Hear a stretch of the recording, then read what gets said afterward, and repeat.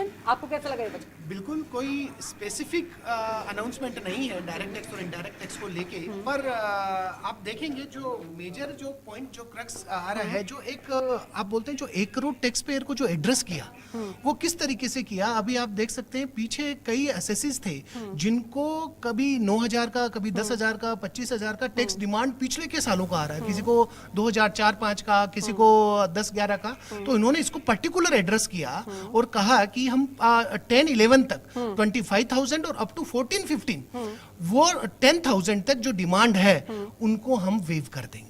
तो ये एक डायरेक्ट इंपैक्ट है। दूसरा, आपने अगर गौर किया हो, इन्होंने स्पेसिफिकली बेनिफिट्स पे बात किया और खास तौर पे टूरिज्म इंडस्ट्री की।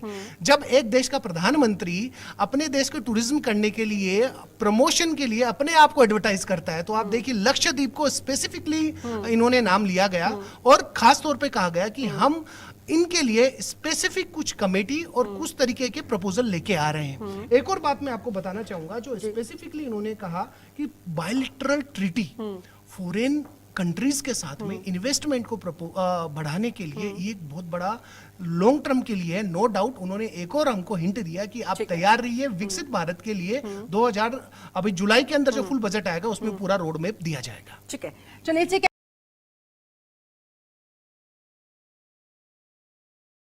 इनकम टैक्स के जानकार हैं, साथ ही साथ हमारे साथ अभिषेक जैन जी भी मौजूद हैं, हरीश जी भी मौजूद हैं। अभिषेक जी, अब मैं आपसे समझना चाहूंगी कि इंफ्रास्ट्रक्चर को लेकर जो कहा गया कि 11% और खर्च बढ़ाया जाएगा, ये आगे का किस तरह का भविष्य भारत का दिखाता हुआ?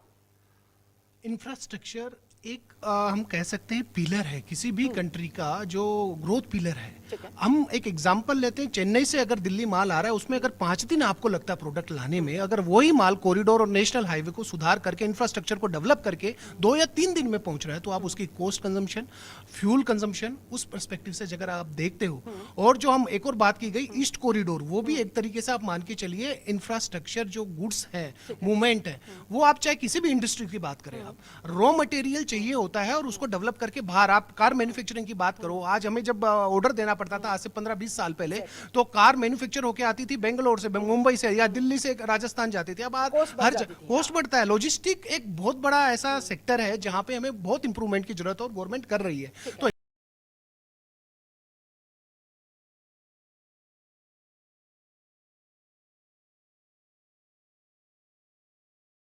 कहा गया पूरे टूरिज्म सेक्टर पर अब हम जोर देंगे और टूरिज्म सेक्टर को बढ़ाने पर खास तौर से लक्षद्वीप को फोकस किया जाएगा। मैं पहले भी बोल रहा था, जब एक देश का प्रधानमंत्री इंडोर्स करने लग जाए एड को, उसका इफेक्ट क्या होता है वो हमने देखा। अब ना केवल टूरिज्म को बढ़ाने के लिए बात की गई, बल्कि मैं आपको बता दूं इसमें एक बात और बोली गई, long term interest free loan.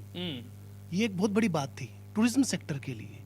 तो वो होना अपने आप को टूरिज्म सेक्टर के लिए, और बार बार बोला गया डोमेस्टिक के लिए, टूरिज्म के, लक्षद्वीप का स्पेसिफिकली नाम लिया गया। और ये एक मैसेज है कि इंडिया अब तैयार है, चाहे डोमेस्टिक टूरिज्म की बात करें और चाहे बाहर वालों को यहाँ पे बुलाना हो, तो उसके लिए पूरा तैयार है। बार बार बात ये आ रही है कि मैं आपसे भी एक क्वेश्चन पूछता हूँ, आपको एक घर में आपको भेजता हूँ, एक घर में आपको 3 महीने का खर्चा चलाना है और आपको मैं बोलता हूँ अप्रूवल मैं देने वाला हूँ, तो क्या आप 5 साल का बजट तैयार करके उसके प्रपोजल्स बना देंगे? मेरे ख्याल से नहीं बनाएंगे आप।